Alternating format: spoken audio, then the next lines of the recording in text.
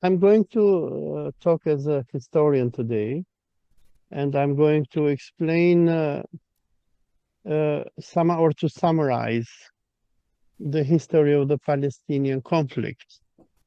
We have 120 years of war regarding Palestine, and in order to understand what is going on nowadays in Palestine and to understand the messianic approach of Netanyahu and Zionism, we have to go back in history. Now, before we go back into history, we have to remember something that the Jews, they were forgotten in history. After their refusal of Jesus, in one way or another, God sent the Romans to the Jews, and we have the three major Jewish-Roman wars: the war of 66-73, the war of 115-118, and the Bar Kokhba revolt of 132 and 136. And during these wars, we will have the Romans who are going to eradicate the Jews once and for all. And with the eradication of the Jews and their temple, the Jews will be forgotten in history.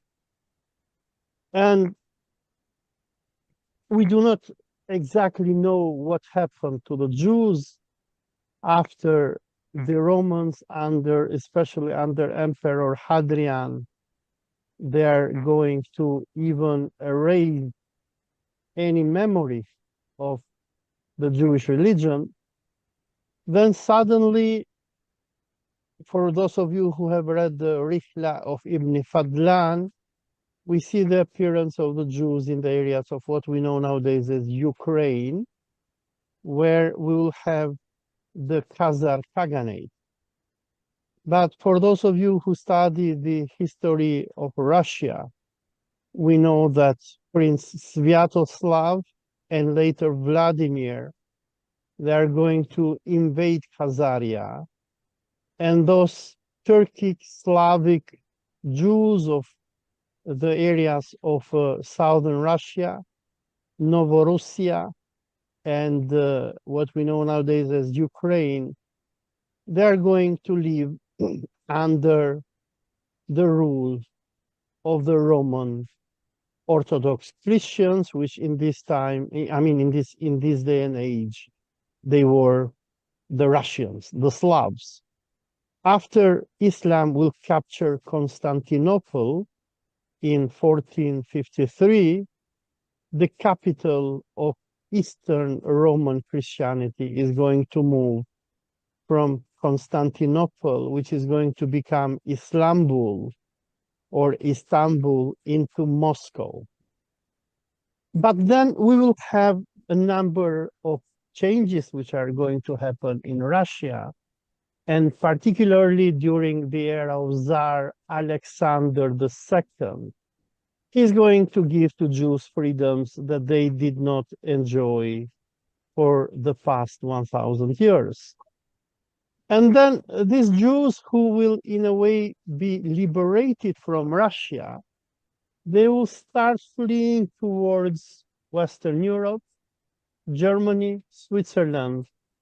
And then we come to the year 1897, when the Zionist movement begins. Now, before the start of the Zionist movement, something very strange happens in the Ottoman Empire. The Ottoman Empire was established as an Islamic theocracy. But at the beginning of the 19th century, we will have a Sultan Mahmud II, who is going to start a number of reforms. And these reforms will culminate with the destruction of the Janissaries. And then after Mahmud II dies, and he, in a way, removes Islam as the main structure of the Ottoman Empire, his son Abdulmejid I, during the War of Crimea, is going to endebt the Ottoman Empire and commit what the Quran calls a sin and make the Ottomans borrow money for their war against Russia in Crimea from the Rothschild brothers. The borrowing of this money and by breaking the covenant that the Ottomans had with Allah will, in a way, destroy the Ottoman Empire. We will have the Ottoman state that will end up bankrupt in 1879. And then we will have the British and the French who will take over the Ottoman state, and Ottoman customs will be taken over by the Zionist bankers.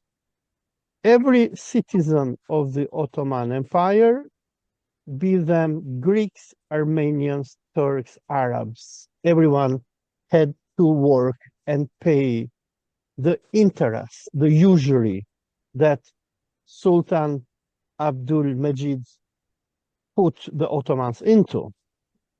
And then a few years after the Ottoman state will go bankrupt, in 1897, we will have the Zionist bankers, who now they were very rich and powerful, who will launch the Zionist movement, and they are going to announce that they are going to colonize Palestine.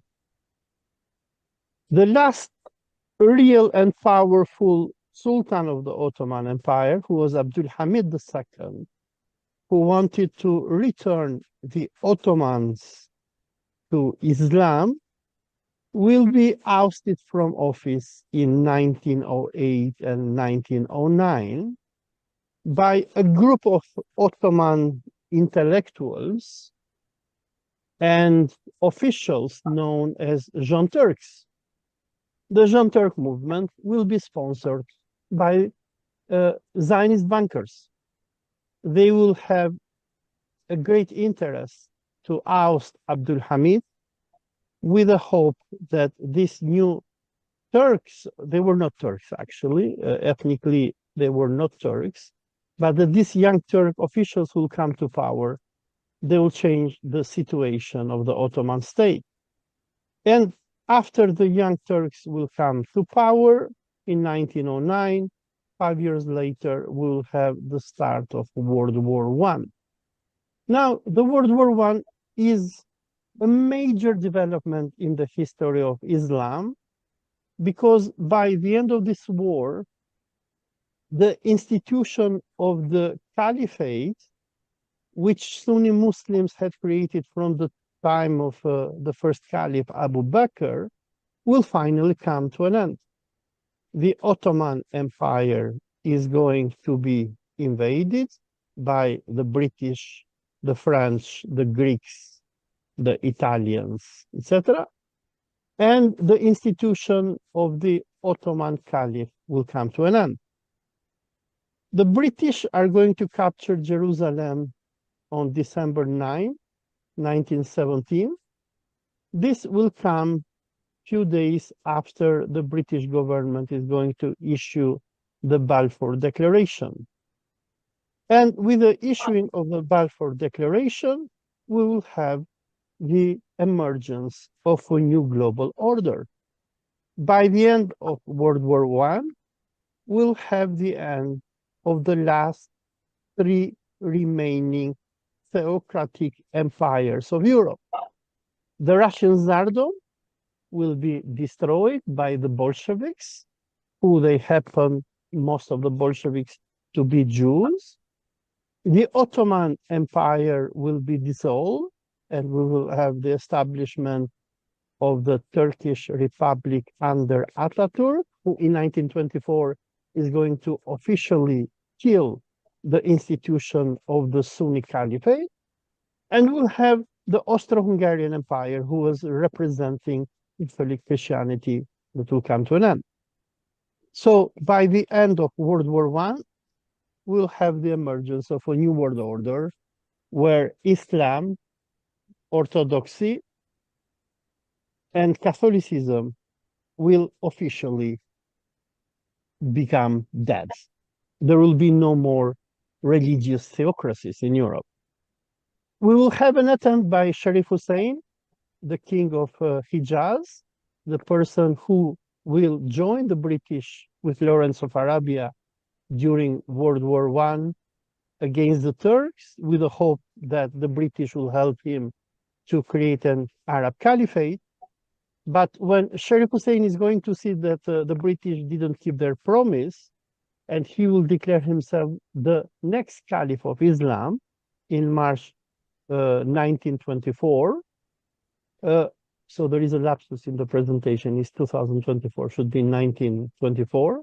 So when Sharif Hussein of Mecca and Medina will declare himself the next caliph of Islam, the British are going to order the Saudis to invade Mecca and Medina and stop the recreation of the caliphate. So with the emergence of the mandate of Palestine, which is the proto-Israeli state, the British are going in a way to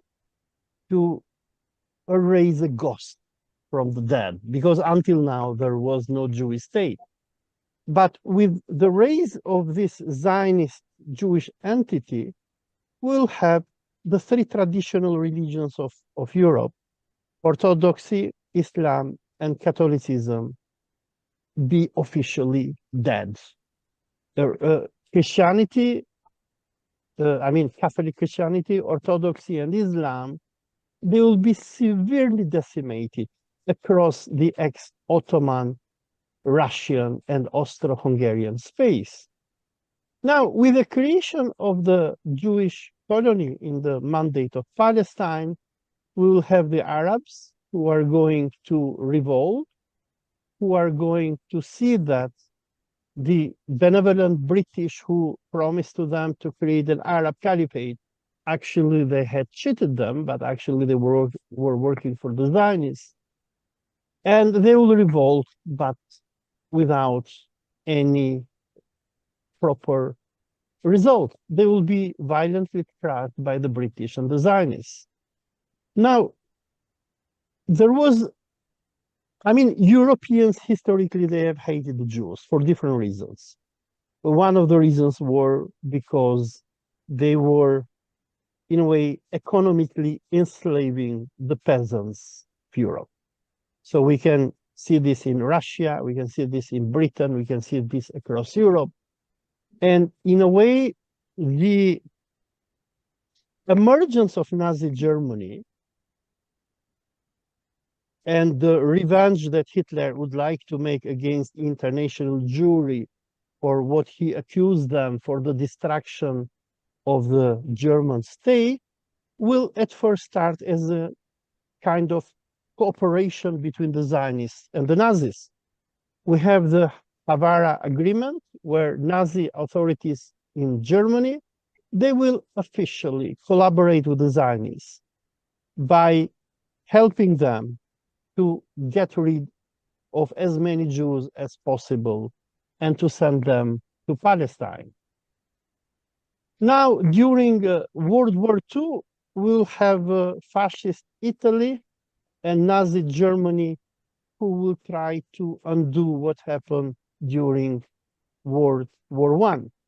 The coming of Hitler to power was in a way an attempt by Germany to rewrite the history of Europe, but Hitler will not be successful. During the reign of Hitler, we will have many Muslims like Haji Amin al-Hussein, the Mufti of Jerusalem, who will hope that Germany and probably fascist Italy will liberate the Arabs from the evil of Zionism. Now, the idea that the Nazis and the fascists were going to liberate Europe and probably the Arabs from the Zionists will be received well among many Muslims. We'll have Muslims from Azerbaijan to Bosnia to Kosovo, where we will have different SS divisions being created with the hope that they could undo the world order.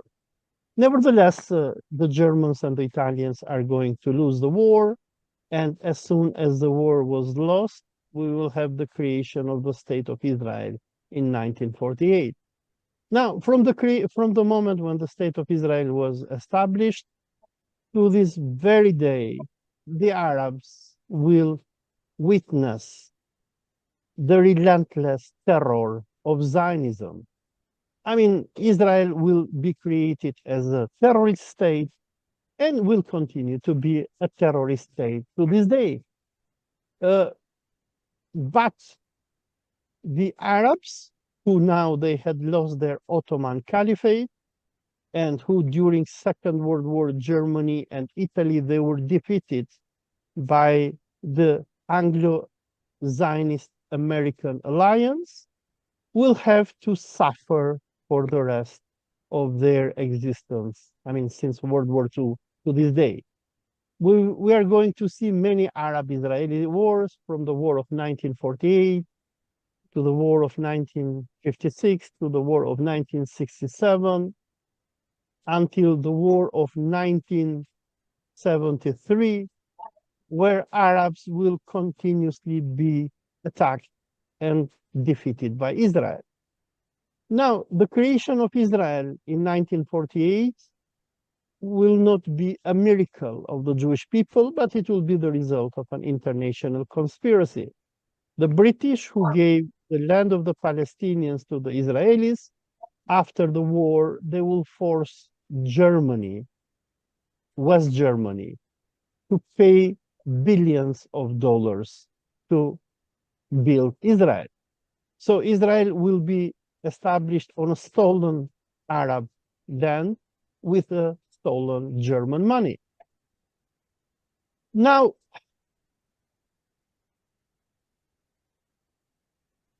in 1967, the Palestinians are going, and the Muslim world in general, are going to lose control even over their holy mosque, which is Masjid al-Aqsa or Baitul Muqaddas, which is the first Qibla of Islam. The Zionists are going to take control of this mosque, as well as the Mosque of Ibrahim and many holy places of the Muslims in the Holy Land, which is Palestine. Between 1967 to 1973, we'll have the State of Israel, which is going to provoke the Arabs, and they are going to use the wars between the Arab states and Israel in order to force the Mizrahi and the Sephardi Jews to leave their home countries and to force them to move to what we know nowadays as Israel. Now, the Palestinian issue for Israelis will come to an end with the Egyptian-Israeli Peace Treaty of 1979, when Anwar Sadat will agree to make peace with Israel. The Israelis will think that the Palestinian issue came to an end. The Palestinians will be forgotten. They have total control over the Holy Land, and now they can do anything they want with the Arabs. Nevertheless, this will not be so, because, as we know, a few years later, the Egyptian president Anwar Sadat will be killed by Khalid Islambuli, and we'll have the emergence of the militant Islam, where militant Islam is going to ask for revenge against Zionism. In the year 1979, something unexpected to Zionism is going to happen. In Tehran, we will have an Islamic revolution by Ayatollah Khomeini. While the Anglo-Zionist Empire, they had killed the institution of Sunni Islam in 1924, and they thought that Islam is officially dead. What is going to happen is that in 1979, a Shia Imam will emerge in Tehran, and a new trouble will come for Israel. But for as long as the Soviet Union was in existence, Israelis and Americans, they knew that they could not do much against Muslims and Palestinians because we always had the Soviet Union who is going to go and support the Egyptians, the Syrians, the Libyans, and of course the Palestinians who are fighting for their independence. But what is going to happen is that with the collapse of the Soviet Union and America's start of war on terror, the term war on terror will be used after September 11, 2001, but this will be the war against Arabs. And the defeat of Saddam Hussein during the first Gulf War, the Americans are going to announce the establishment of a new world order. And as President Bush declared in the US Congress, I'm going to play his speech here, we will have the birth of a new Zionist era in the West, where Americans and Israelis, they will declare a total war against the Arabs and Islam.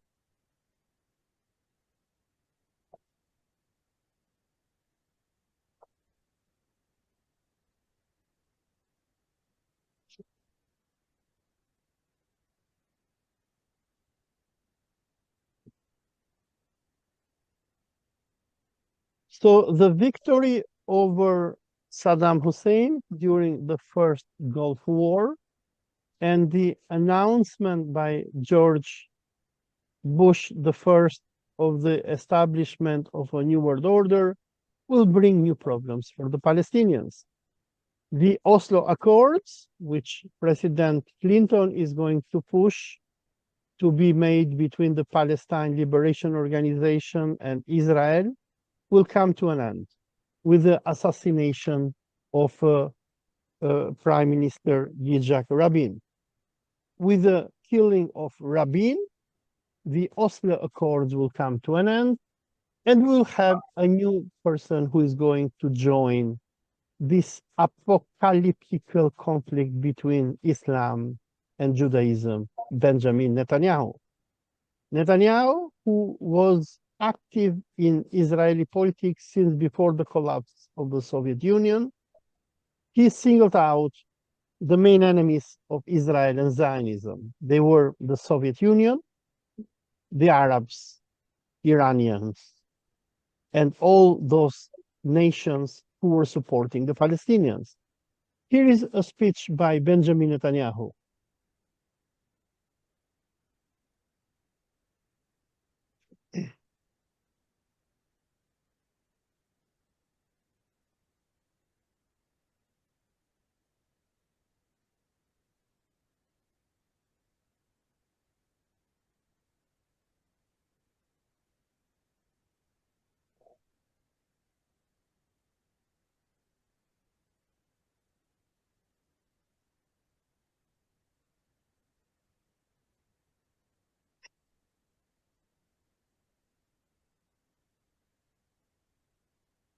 So we will have Benjamin Netanyahu, who since 1995 is going to predict that Muslims are going to attack the World Trade Center. And then with the attack against World Trade Center, they are going to push the American empire into a total war against Islam. Benjamin Netanyahu, he will be the major mastermind of Zionism in launching a global war against Islam.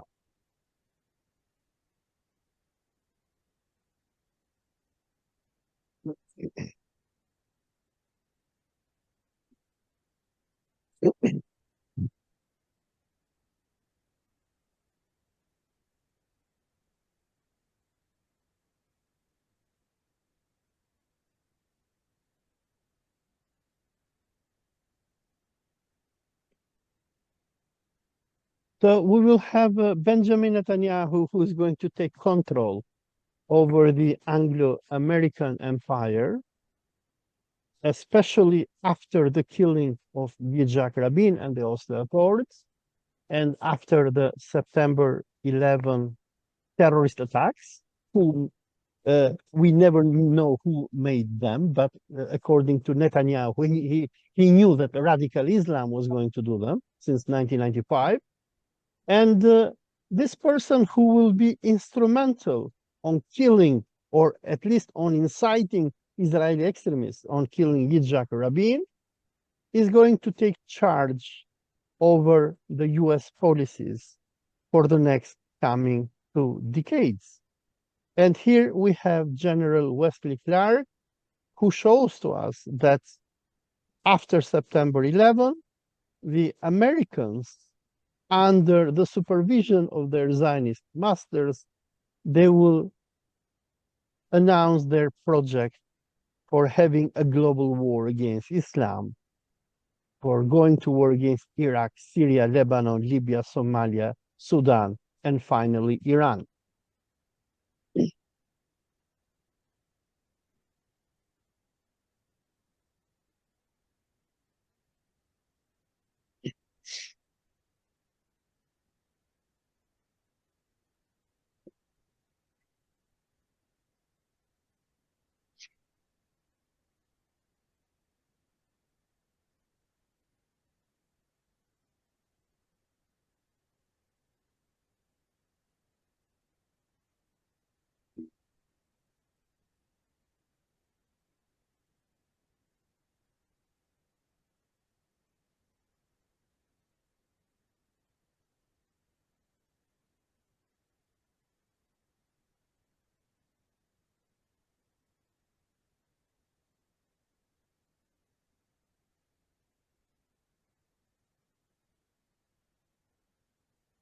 Now, for many Muslim leaders who, until the end of Cold War, they were loyal to the Anglo-American Empire against the Soviet Communist Empire, when they will understand what the Zionists were doing to the world order, they'll come into conclusion that the world for which they were fighting during the Cold War was not a world of freedoms and democracy, but was a global system which was established to serve to the Zionists. And here we have the Prime Minister of Malaysia, Mahathir Mohamad, how he explained the world after September 11, 2001.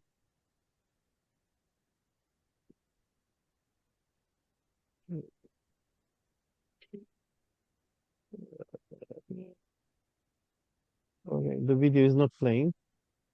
Anyhow, the wars which Israel is going to start, especially after September 11, not Israel, the Americans, are going to lead to a number of civil wars in the Muslim world, and we'll have a number of civil wars, starting with the Egyptian Civil War, or the so-called Arab Spring, 2011-2014, the Syrian Civil War, which ended on 1 year ago, on December 8, 2024, with the ousting of Bashar al-Assad, the Libyan Civil War against Muammar al-Gaddafi, the Yemeni Civil War, and of course, the war against Iran.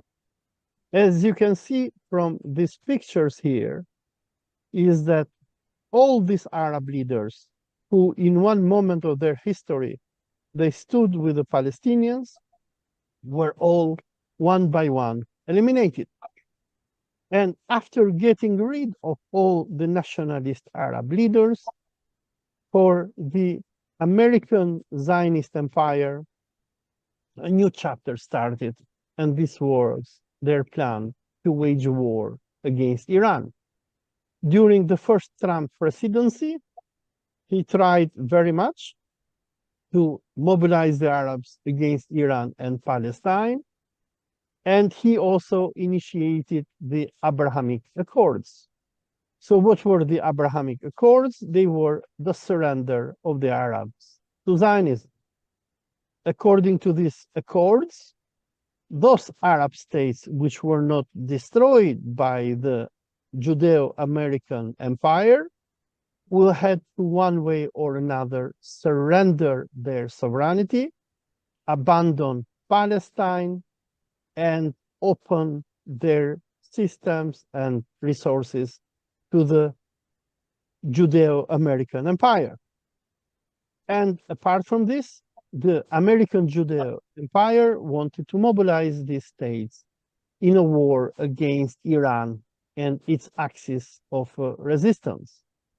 As soon as President Trump came to power in 2017, he issued the so-called Muslim ban. He prohibited 7 Muslim majority citizens coming from Muslim majority countries, Iran, Iraq, Libya, Somalia, Sudan, Syria, and Yemen, from entering to the United States.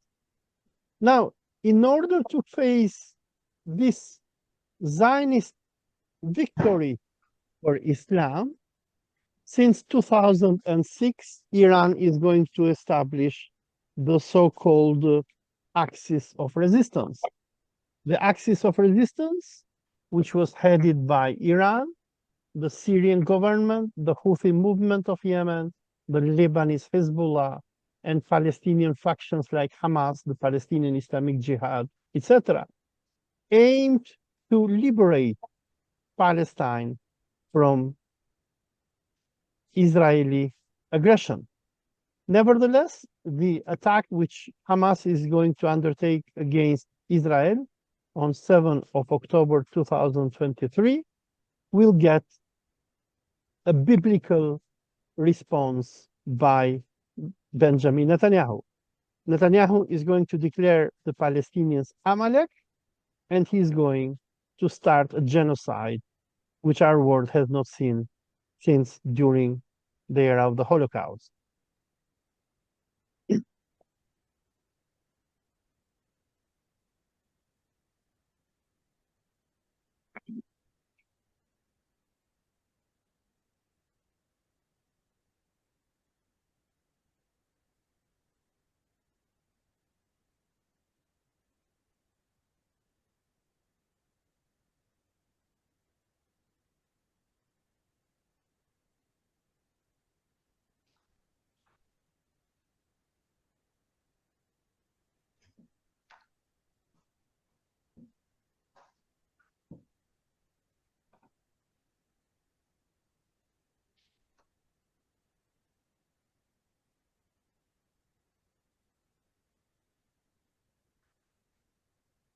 And what we're going to have after this, we're going to have Netanyahu launch its genocide.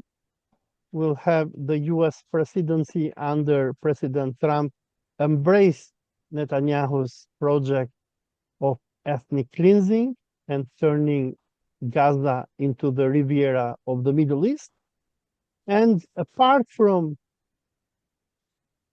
killing probably more than 100,000 Palestinians and making Gaza unlivable, another victory for Zionism will be the removal of Bashar al-Assad from power and the installation of Abu Muhammad al-Jolani, a terrorist, as the dictator of Syria. Jolani, who will be recruited by the CIA, will, as soon as he will be brought to power by CIA, announce that the project of the new Syrian government was to fight against Iran. Now, the war against Syria was planned since 2001. We heard already General Wesley Clark, what he said, and what the Americans had planned since 2001, they will finally achieve in 2024. Now, the late Muammar al-Gaddafi, he foresaw what happened to Syria many years ago before he was killed. Gaddafi, I don't know, for some reason I cannot play his video. He foresaw that the future plan of Israel was the dismembering of Syria the invasion of Syria and turning Syria into another Israeli colony. Professor Jeffrey Sachs has summarized how the Americans plan to go against Syria since during the presidency of President Obama.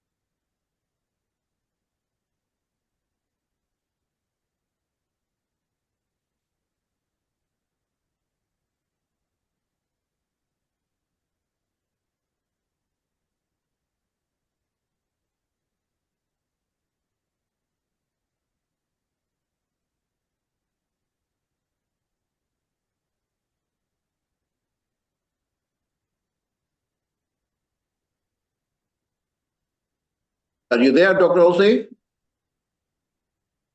Yes, I'm here. Yeah, there's no sound. Carry on. All right. So, after getting rid of Syria,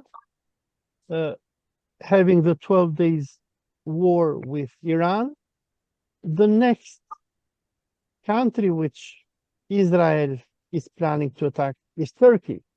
Israel has officially declared that it is preparing for a potential war against Turkey. Now, what do I want to show with what do I want to present with all these facts that I have presented to you is that what we are seeing today in the Middle East is not something random, but is something that has been pre-planned many decades ago. And I would suggest to our viewers to read the books that Benjamin Netanyahu and the conferences and that his father, Ben Zion Milejkovsky, have published since the year 1979. Here you have the cover of the collection of papers which Benjamin Netanyahu edited, a conference which was organized by the Jonathan Institute. Jonathan Netanyahu is the brother of Netanyahu who was killed in Uganda. And for those of you who want to understand the roadmap which Israel is following in the Middle East, I suggest you to read the publications of Benjamin Netanyahu and his father. Israel has, since 1979, singled out Iran, Iraq, Syria, Sudan, and all these countries which Wesley Clark presented in 2000, after 2001, to be taken over and to be destroyed as terrorist states, because these states were supporting the Palestinians. Since 1979, the Netanyahu family, they declared their intention against the Soviet Union, which they successfully destroyed, the radical Arab states, Libya, Syria, Iraq, Yemen, Algeria, and Iran, which they have in one way or another destroyed, with the exception of Algeria. And we have Iran, which is still surviving. And why did the Israelis single out all these states? Is because the states were supporting the Palestinians. The aim of Zionism is to finish once and for all Islam, They do not want Islam to exist in the Middle East. They do not want the Arab states, Iran and Turkey to exist as potential states which threaten Israel.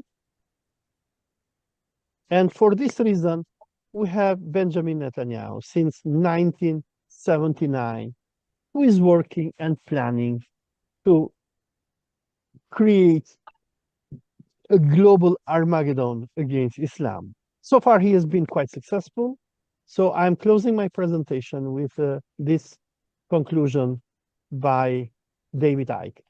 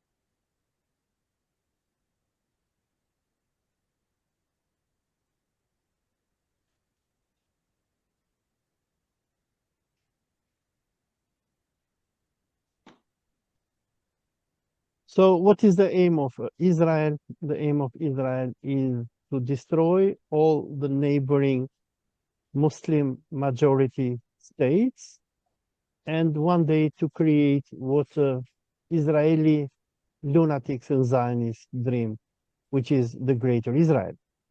So we are witnessing a very interesting eschatological time where we have Israel who is quite successful on destroying the people and the nations of the Middle East in a war which is 128 years old. This war started long before we came into this planet. It started during the era of our great grandfathers when me as an Albanian, my great grandfathers at the time, they were Ottomans. The destruction of the Ottoman Empire by the Anglo-Zionist Empire is going to cause unending wars across the planet. And I believe that now we're witnessing the final scenario of this war, which, according to lunatic Zionists, will end with the destruction of Islam and the creation of the Eretz Israel. Thank you very much. So this was my short presentation. Thank you very much. Thank you. Can you all hear me? Yeah, okay. Well, what can I say? I'm aware of a lot of these, well, most of them, but we put them onto YouTube, get them from YouTube onto our website. So we've reached about 15 million hits. The reason I've mentioned that is that what you just presented, Dr. Olsi, needs to be taught by civil society, education sector, especially in the Muslim world, but also in the Western world. So everyone here has a takeaway. That presentation alone and the videos, which makes it, exciting. Everyone should, find the videos and link the facts together and run with it. To where? To the public. Because any civilization which has been attacked, like the Islamic civilization, isn't going to lie back. And dare I say, everything that goes up comes down. So, but that's a great diagnosis. Now, the next speaker, as I said, is very important too, to understand the situation. Professor Haim Bershev, again, from my research, got him from the internet. Firstly, thank you for joining us, even today, given the mishap. So I can't do justice to all the speakers, as I told you. Feel free to introduce yourself. But what I will say about him, he is a research associate with the School of Oriental and African Studies in London University, and he's worked, some might fall sick when I say it. He did start his career, but like many Israelis, in the Israeli army, but he's come round to write a book on how that force created a nation. Professor Haim Bershev, please feel free to introduce yourself in more depth, and you've got 30 minutes. We look forward to hearing from you. Thank you very much. Thank you. I want to start by saying that my presentation will be very different from the last one, not because I'm Jewish, but because I'm an anti-Zionist and anti-imperialist. And I'm very worried about the presentation of a war between religions. I think this is very wrong. This is playing into the hands of Zionism and extreme Zionism and Islamophobic American West. They are definitely anti-Muslim. They are definitely Islamophobic. But I don't for a moment believe that a war between Judaism, Christianity, and Islam is what we should actually be concentrating on and believing in. This is what Netanyahu does. I don't. And I'll explain to you why I don't. I see the conflict as a colonial conflict, a very aggressive, militarized colonialism that was started by Zionism, supported by the British, then supported by the French, and now supported by the American Empire. This is a different presentation. This is a different understanding than telling you that this is a war to the death between Judaism, Christianity, and Islam. This is the worst possible takeaway that I can see. There are many people in the West that wants you to believe that. There are many people elsewhere that wanted you to believe there. I think this is a war of interest rather than a war of religion. To begin with, Zionism was indeed not a religious movement, but an anti-religious movement. It had nothing to do with Judaism. It still has nothing to do with Judaism. It has occupied Judaism like it has occupied Palestine, Syria, and other countries. So I think this is, I'm just opening a vista which is different, which I hope is an anti-colonial, anti-imperial, socialist, and Jewish vista. You're welcome. You're welcome, and you have a receptive audience. We are open to debate. The cut and thrust of global vision is anyway. Carry on. Now, as a historian, I want to divide my talk into two parts. One of them will deal with the history of an incredible Muslim empire in what we call today Spain and Portugal. And the second part will deal with what we are facing today. So, I want to talk about Al-Andalus. Al-Andalus in southern Spain, for a few hundred years, Muslims, Jews and Christians dwelt in relative harmony and peace during the Muslim conquest of the province. Despite some ups and downs disturbing this process, it was one of the most balanced existences in Europe ever.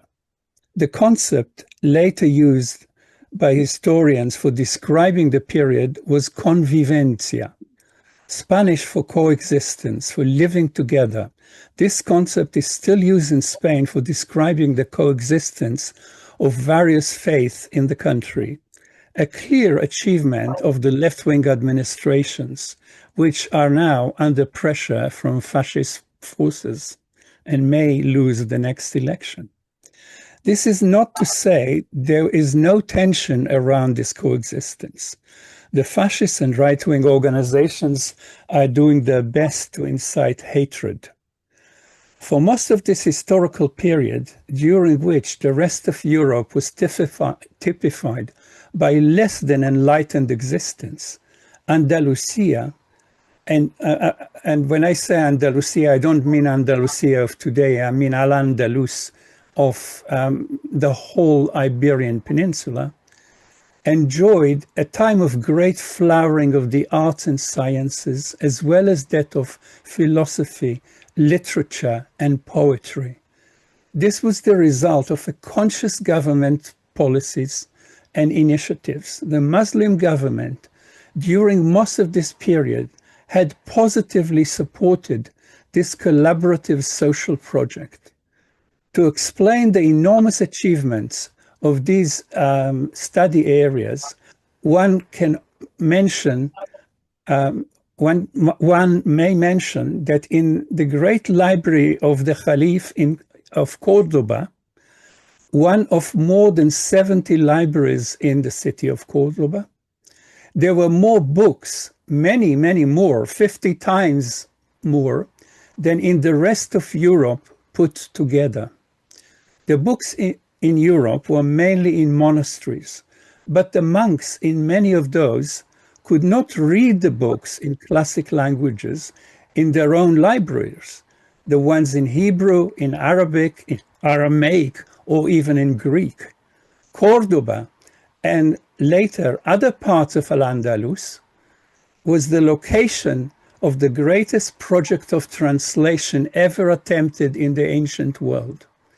Translators from all over the known world were working on translating thousands of books into languages of the peninsula, especially into Castellano, the creation of the Andalus society, which will become what we know as Spanish.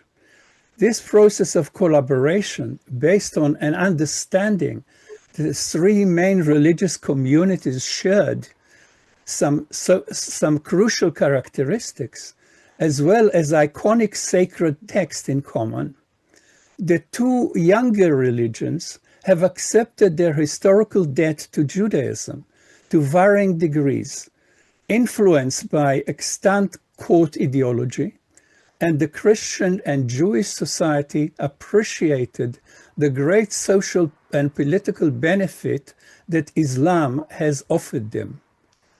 The benefits to Jews were evident everywhere, as opposed to the rest of Europe, where Jews suffered from Judeophobia and curtailment of their rights. Al-Andalus has brought about a blooming Jewish culture, as well, of course, as Muslim and Christian blooming cultures. Famous thinkers such as Maimonides wrote their books in Arabic using Hebrew characters, and sometimes they wrote Hebrew in Arabic characters, a clear indication of the deep intimacy between the communities, their languages, and their cultures. Hebrew was revived for the first time in the diaspora, leading to a flowering of Hebrew poetry and prose. Jews were central to the administrations of several cities and city-states, most evident in Granada, with the place of Shmuel Hanagid as wazir, and as the person responsible for building the Alhambra, the set of palaces known today as Alhambra. Most interestingly, in this Hebrew and Jewish Renaissance, there is no evidence to a sense of Jews being victims, a sentiment very present in England, for example, where in the 13th century, the whole Jewish community was burnt in York, and then all Jews were expelled. Or in France, or in Germany, where Judeophobia was present as a product of radicalization of Christianity as part of the Crusades. Jewish communities in Al-Andalus enjoyed a cultural and social status not to be achieved in Europe for many hundreds of years after the final expulsion of Jews and Muslims from Spain and Portugal after the Reconquista. Most people don't know the facts that I'm telling you now. Most Europeans have no idea about the amazing culture that Muslim Spain has offered Europe. Actually, a lot of people in the Islamic world don't know the history of this amazing empire, and this is sad. Some of the benefits of this collaboration are evident to this very day.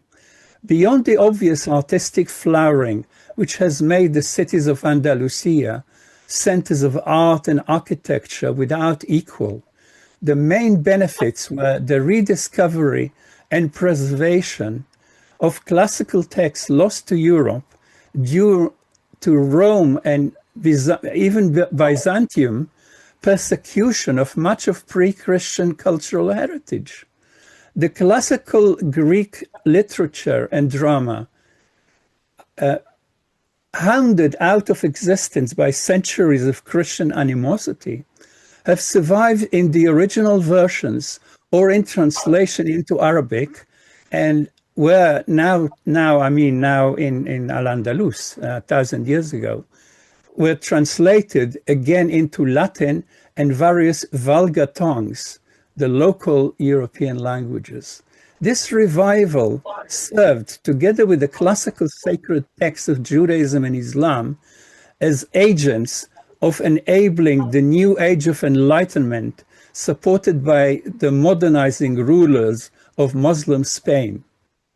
The intellectual haven thus created in this remote part of Europe has both preserved classical knowledge and served as the kernel of what we think of as the Renaissance and Age of Reason. Without Muslim Spain and its cultural and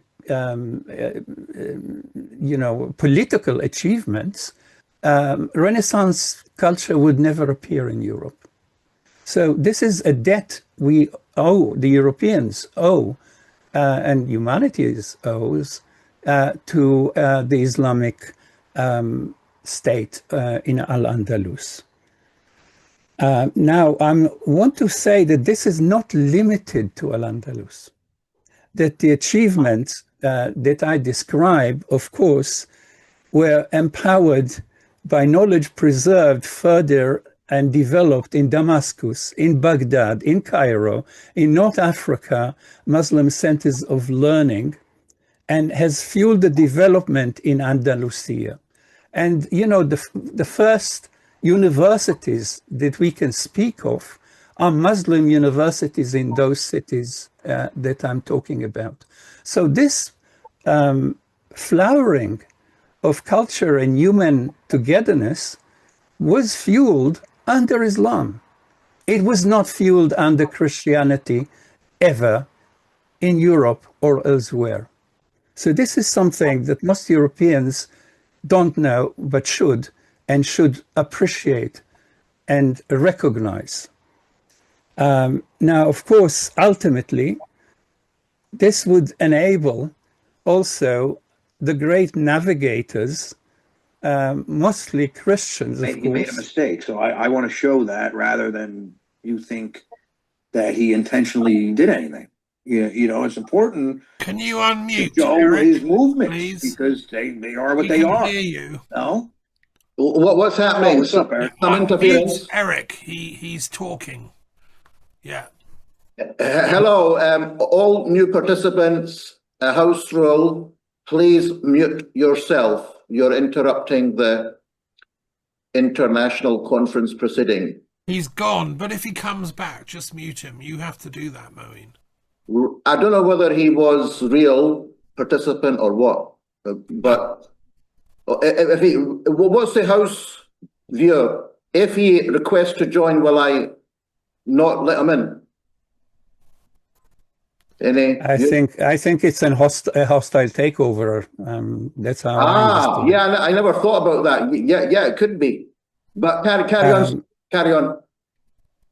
Okay, so I want to say that ironically, the great science of map making, the machinery of navigating that was developed by the Muslims, not just in Al-Andalus, but also in all parts of the Muslim world, helped the Christians to control the Americas when they took it over. It helped the Christians to discover so-called America, and then helped them to subdue and to genocide the Third World.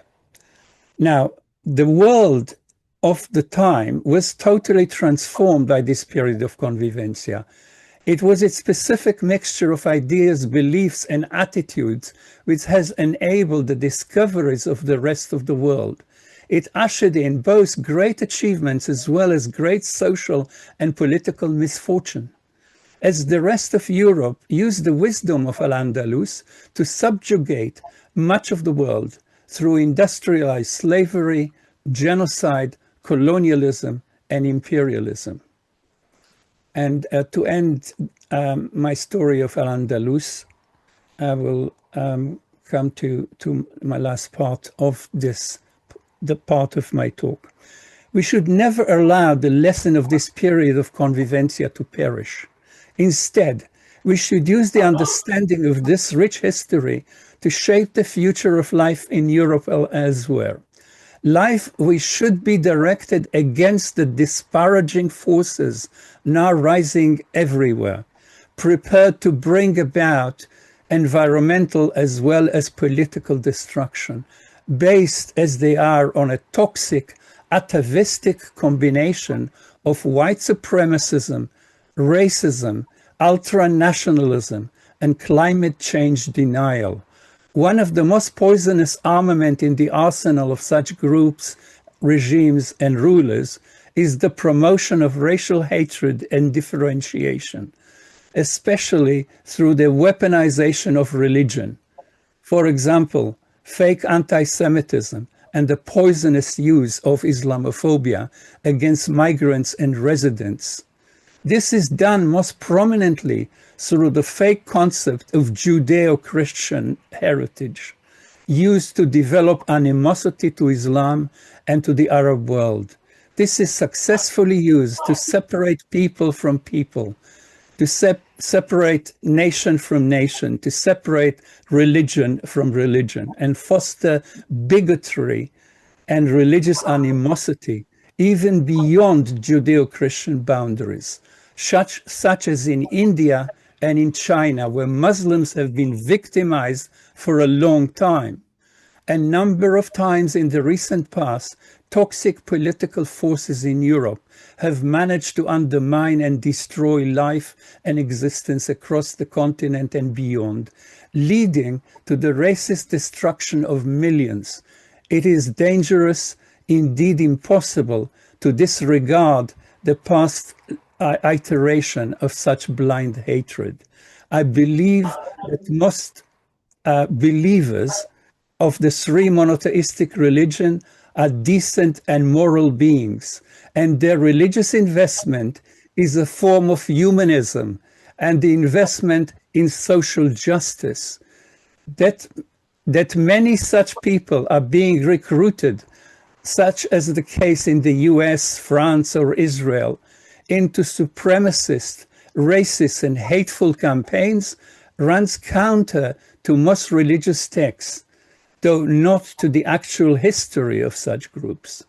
As opposed to the toxic undercurrent of animosity and division, we should call upon social and political organizations to come together under this intersectional banner of cooperation and coexistence, using the symbol and spirit of Al-Andalus, that of convivencia.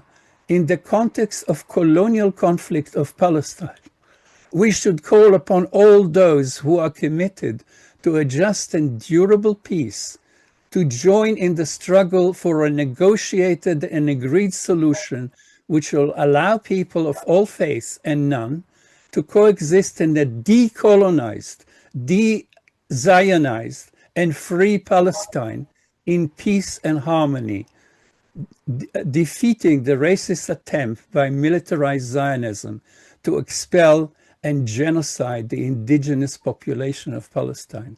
Convivencia was ruling Palestine for more than 1,000 years, when Jews, Muslims, and Christians lived there together as local communities. The only exception to this in 2,000 years, apart from Zionism, of course, was the Crusaders, when people of Jerusalem and other cities, Jews, Muslim, and Christian, were murdered together by the Crusader army. Before and after that terrible period of being ruled by aggressive, brutal, and ignorant European extremists, life in Palestine was as positive as that in Al-Andalus. Life of Jews in Arab Mashriq and Maghreb never saw the terrifying brutalities and suffering that it saw in Europe. No pogroms, no expulsions, no genocides were committed in Palestine or in the Arab and Muslim world. We wish the peaceful resolution of the colonial conflict in Palestine to become, like Al-Andalus, the positive beacon of life together in Europe, a bastion against growing racism and rampant nationalism and fascism. We call upon Christian, Muslim, and Jewish communal organizations, as well as secular ones, to come together under the banner of convivencia and lay a new foundation to future life in Europe, as well as in Palestine and the Muslim world. A single democratic state in the whole of historic Palestine could be the thriving heart of the Middle East again. This will require the removal of Zionism and its iniquities, of course. Jews who accept the need for justice, equality, and return, the al-Auda, the return of the Palestinian refugees, would again live among Palestinians without the racist and brutal settler colonial regime. This is now difficult to predict or believe in, but without this change, Jews and Palestinians will suffer from Zionist control. It will be difficult. It will require much patience, understanding, and endurance, but will be 1,000 times superior to what Israel has created in Palestine. The brutality of occupation, oppression, forced expulsion, ethnic cleansing, and genocide. And now, to end, I want to come to how can we today even talk about living together, because this is a very, very difficult thing. Well, what is the Gaza genocide? And the Gaza genocide is so special that I want to spend the last few minutes discussing it. Chairman's intervention, that's very important. As you know, I really wanted more on that. I'll give you 10 minutes. You're welcome. On your That's book. what I need. Yeah, please. That's what I need. No, that's what we want to hear. What is this monstrosity? Yeah. Now, the Gaza genocide is the most... Can you introduce your book, please? The name of the book? This is not coming out of my book, but my book is called An Army Like No Other, how the IDF made a nation. And the book is concentrating on the militaristic basis of Zionism, without which it cannot live, and the terrible damage that this army and this nation has inflicted, not just on the Palestinians, but actually on the whole of the Middle East and beyond. And now I want to speak about the genocide because I want to say how different it is from anything that has happened before. First of all, it's the most public genocide. Every child can see it on their telephone. We never had that before. It is the most technological, televised, shared, and global genocide. And it is a genocide that nothing was done about in 2 and a bit years since it started. It's the most sadistic and traumatic of genocides. People are torn to pieces in front of our eyes. Children become mincemeat with the bombs of the American West. We have never seen that. We have never experienced that. And this is forced upon us by the Zionist regime and the West that is supporting it and supplying it and arming it and financing it. It is the most democratic genocide. What do I mean by that? Most Israeli Jews, between 82 and 97% of them, support this genocide. So, you know, if you ask most Jews in an election, do you support the genocide? They say it's not a genocide, but we support it. They just call it by other names, like self-defense and so on. Killing hundreds of thousands of people is supposedly self-defense, especially women and children. Now, it is the opposite of the classic genocide. For example, the North American or the genocide of the Holocaust. In the Holocaust, about 15 to 20 million people died. About 6 million of them were Jews. But it wasn't just a genocide of Jews, and this needs to be remembered. Most of the people who died in the genocide were Soviet citizens. And remember that the Nazis kept their genocide very secretive. It was very difficult for people to know, A, that it existed, and B, what is happening there. The Zionist genocide is one that they are very happy to publicize.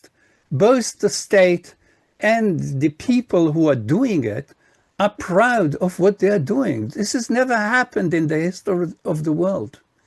And the Jews are doing this most anti-Jewish thing you can imagine.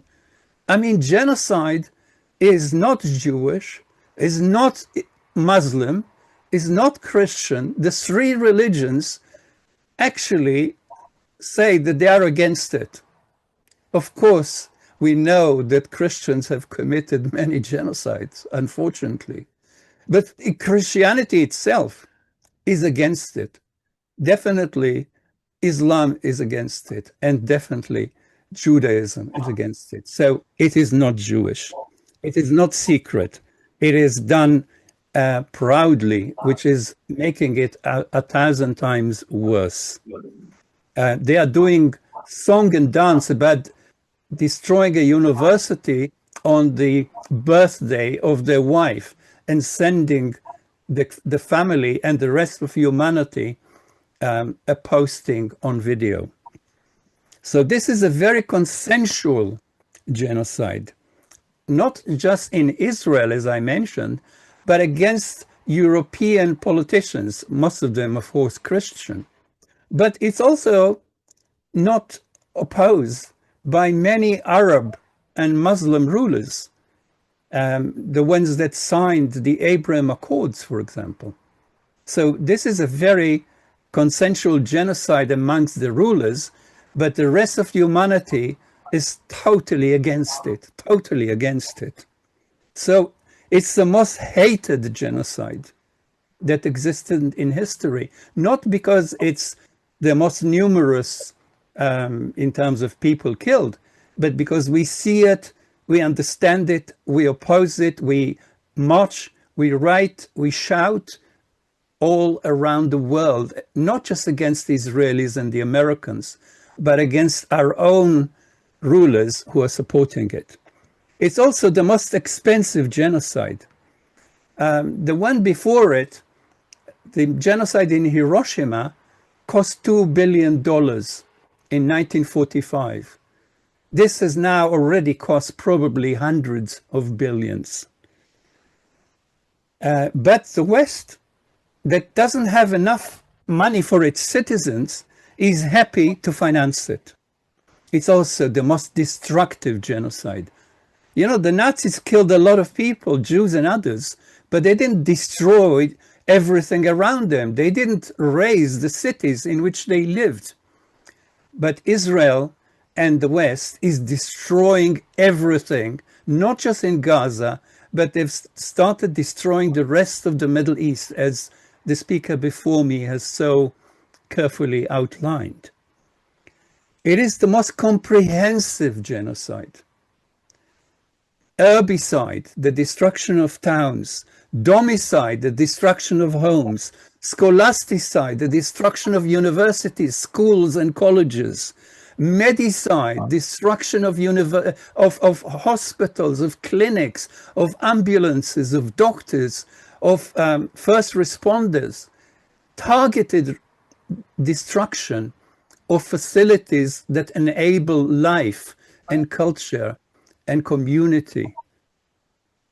Fourth famine, the psychological terrible weight that is put on the Palestinians by this process. And there is a media side, the destruction of journalists, the press, and every mechanism that the Palestinians have. And they continue, of course, to publicize what is happening to them, but the genocide is actually wiping out the methods of allowing us to know. This is a very large body of perpetrators. The Nazi genocide was done by a very small number of people, by the SS. The people that operated Auschwitz killed 20,000 people every day. The whole operation was done by 200 members of the SS. The rest was done by the inmates themselves, the slaves. Here, Israel has put 350,000 people into Gaza. So this is a very democratic and nationalized genocide in which a whole nation is partaking in it. Now, this is also a very different genocide from what we had before, because it's done not to Jews, but by Jews to others. And not only that, it's supported by many Jews. In some countries, most Jews support the genocide. I think they should be very frightened of what they are doing, because this is not Jewish. This is not human. How could it be Jewish? It is against every aspect of Judaism for 2,000 years. It is against the history of suffering that Jews have suffered in 2,000 years from Judaophobia, from Christianity. So I think Jews should be very wary about what they are doing, should stop doing that, should oppose the genocide as Jews, which is what we are doing. Now, this is also a genocide supported by the collective West. People are thinking about America, but it's not America. The German Chancellor told us that what Israel is doing is our dirty work, he said. It is a dirty work indeed. It is a terrible work. It should never be done. And it's nothing to do that the West should support. And yet, without the West support, it couldn't have happened. And all this is done in the name of anti-racism. This is the most racist genocide we can imagine in our lifetime, and it's done in the name of anti-racist. That's why it is a global genocide. The global community everywhere sees it, and it sees also the global West doing it. Now, it's also probably the first instance in which international law was openly broken and reversed. Yeah, everything that is done by the Israelis, the Americans, the British, and the rest of the West to the Palestinians, not just now, but for 100 years, but definitely now in Gaza and in the rest of Palestine, is a devastation of international law. And I have to say, do people understand when they are doing it, when those leaders are doing it, do they understand that they are eradicating any vestige of international law? And life after this genocide will be totally lawless. And we can already see the signs of it when the Americans are now attacking piratically vessels in the open seas, killing fishermen and taking over tankers and telling other countries that they will be taken over. Venezuela, Colombia, also countries in Africa like Nigeria and Canada, Mexico, and Greenland were supposedly the Americans intend to move their armies. This is a world without laws, and this is the result of the Western genocide. So I want to end by saying three things. It enabled and was enabled by the most undemocratic, illiberal, criminal American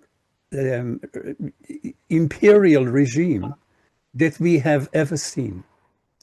An imperial regime that even large countries like China and Russia, when they can stop this, don't do anything about it. And the so-called peace plan has been supported by all members of the Security Council. It's a criminal plan. It's a plan against the law. It's a plan against humanity. It's a plan against the rights of Palestinians. Why do Palestinians not have any rights? Because the West says so. And the chance that the Chinese and the Russians had of vetoing it, they did not take. And history will remember this against them. They should have vetoed it, and they didn't, and that was a crime.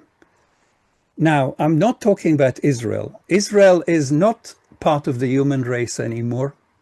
We should treat it like that. We should say very clearly to Jews in Israel, if a peace will occur along the lines that I discussed before, a Palestinian state from the river to the sea, those of you, in other words, the majority, who supported the genocide will have no place there. No place. In the Arab world, unpopular regimes are supporting the genocide, are supporting Israel, are signing agreements with it, are actually offering to rebuild Gaza when actually who should pay for all that crime? The people who have done the crime, the Israelis and the Americans. They should pay for rebuilding Gaza. And the EU has proved that it is in cahoots, not just with Israel, but with the rest of the West. It does not value human rights of people if they are Muslim, if they are Arab, if they are third world, they have no rights like the rest of us. This is unacceptable. This is criminal. And BRICS, which is the rising power, has proved to date that they are not up to the standard that we hope they would take, which is against the genocide, against the West, against this illegality which has been ruling our life. So in a sense, I want to end by saying humanity has failed the test. The test was, can you do a genocide like the Israeli genocide and get away with it? And they are getting away with it. I'm not suggesting they will, but for now, they are getting away with it. And this is a failure of all humanity. And I hope that the next decade will be the correction of this error made by humanity to date. Thank you very much. Thank you very much, Haim. That was great.